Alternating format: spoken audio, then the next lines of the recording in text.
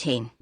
Sometime later, the Lord spoke to Abram in a vision and said to him, "Do not be afraid, Abram, for I will protect you, and your reward will be great." But Abram replied, "O sovereign Lord, what good are all your blessings when I don't even have a son? Since you've given me no children, Eliezer of Damascus, a servant in my household, will inherit all my wealth. You have given me no descendants of my own, so one of my servants will be my heir." Then the Lord said to him, "No, your servant will not be your heir, for you will have a son of your own who will be your heir." Then the Lord took Abram outside and said to him, "Look up into the sky and count the stars if you can. That's how many descendants you will have." And Abram believed the Lord, and the Lord counted him as righteous because of his faith. Then the Lord told him, "I am the Lord who brought you out of Ur of the Chaldeans to give you this land as your possession."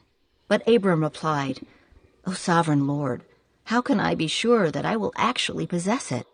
The Lord told him, "Bring me a 3-year-old heifer, a 3-year-old female goat, a 3-year-old ram, a turtle dove, and a young pigeon."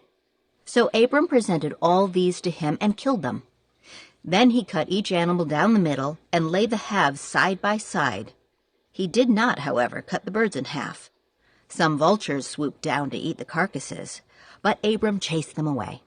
As the sun was going down, Abram fell into a deep sleep, and a terrifying darkness came down over him. Then the Lord said to Abram, "You can be sure that your descendants will be strangers in a foreign land, where they will be oppressed as slaves for 400 years. But I will punish the nation that enslaves them, and in the end they will come away with great wealth. As for you, you will die in peace and be buried at a ripe old age.